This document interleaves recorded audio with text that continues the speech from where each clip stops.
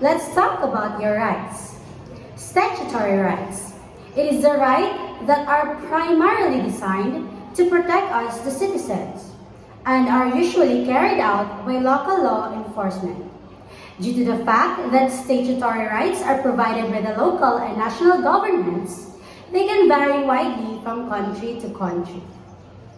According to 1987 Philippine Constitution, Article 3 Bill of Rights, Section 14B, states that in all criminal prosecutions, the accused shall be presumed innocent until the contrary is proved, and shall enjoy the right to be heard by himself and counsel, to be informed of the nature and the cause of accusations against him, to have a speedy, impartial, and public trial, to meet the witnesses face to face, and to have compulsory processes of secure the attendance of the witness and the production of evidence in his behalf.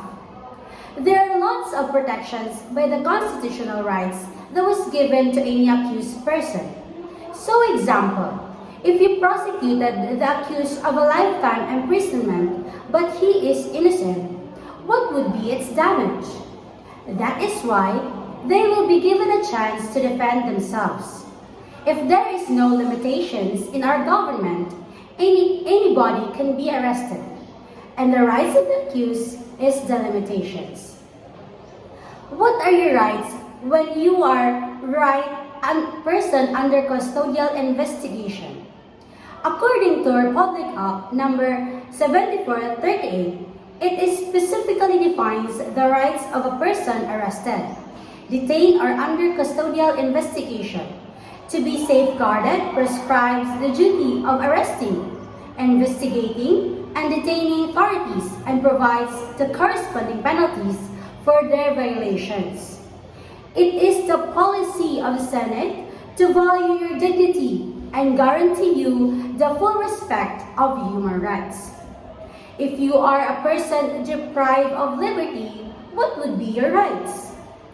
The Bureau of Prison was created by the virtue of Reorganization Act of number 1407 of the Philippine Commission on October 26, 1905, to take the charge of safekeeping of all prisoners confined and insular and provisional prisons of all the penal settlements are committed to the custody of the Bureau. It states there about your security, but also you have given the rights and privileges inside the prison. The right to receive compensation, time allowance for good conduct, authorized visitors, and etc. You have privilege to participate athletic activities within prison reservation, read books, smoke cigar only allowed in places, and etc. The next right to be tackled is for women and children.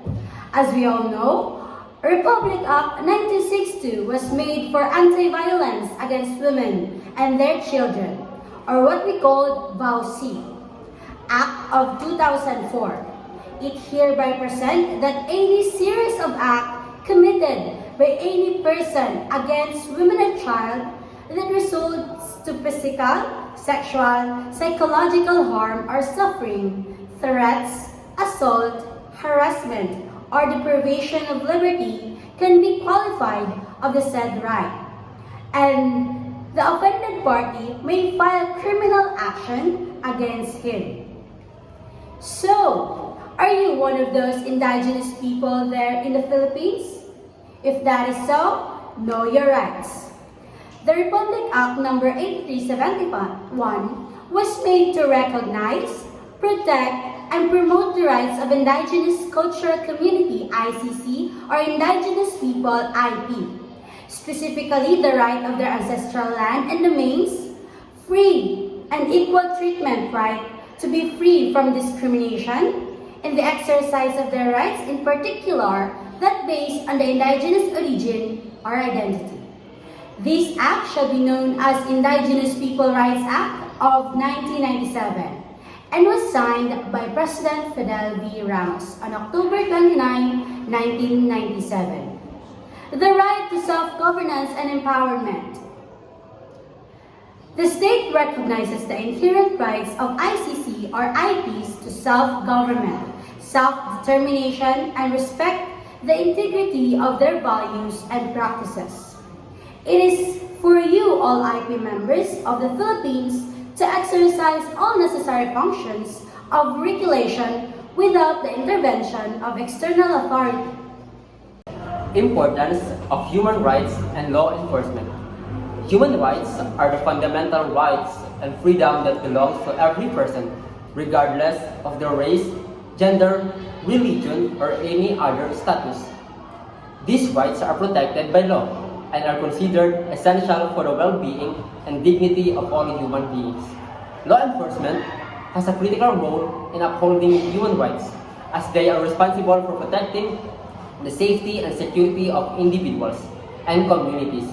Human rights are essential in law enforcement as they protect individuals, uphold the rule of law, ensure accountability, build trust, and uphold democratic values.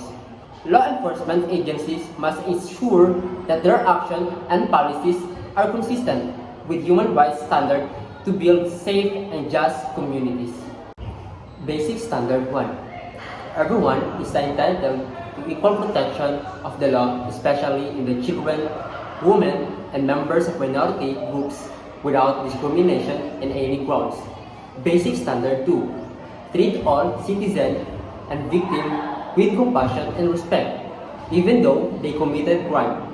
Only the court can determine their guilt or innocence. It must be remembered that under the law, Basic Standard 3. Police officer should only use force when necessary and to minimum extent required. Its force must be used. Officer must be exercised restraint, act proportionally, minimize harm, and respect human life. Basic Standard 4. Law enforcement should avoid using force when dealing with non-violent assemblies that are unlawful.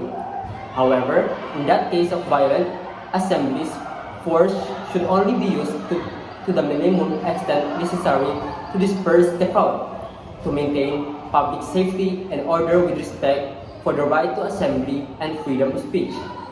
Basic Standard 5. Lethal force should only be used as a last resort and when strictly necessary to protect one's own life or the lives of others.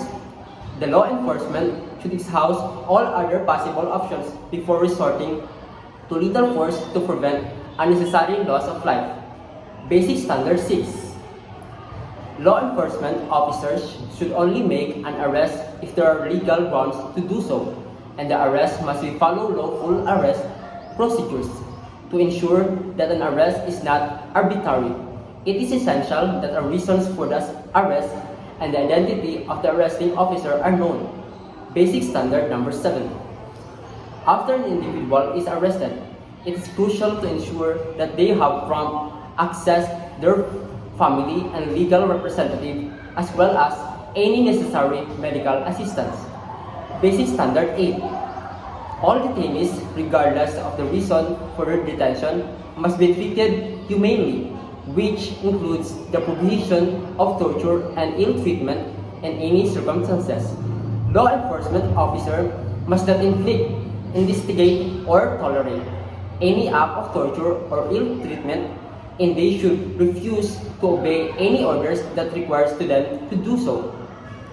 Basic Standard 9. Law enforcement officer should not carry out order to cover up extrajudicial executions or disappearance under any circumstances, and they should refuse to obey in any order to do so. Law enforcement personnel must respect the dignity and value of every human life and adhere to lawful and just procedures when carrying out their duties. Basic Standard 10. Law enforcement officer should report all breaches of the basic standards to their senior officer and the Office of the Public Prosecutor. It is essential to maintain accountability and transparency within law enforcement agency and to ensure that any violations of the basic standards are addressed and rectified. Human rights based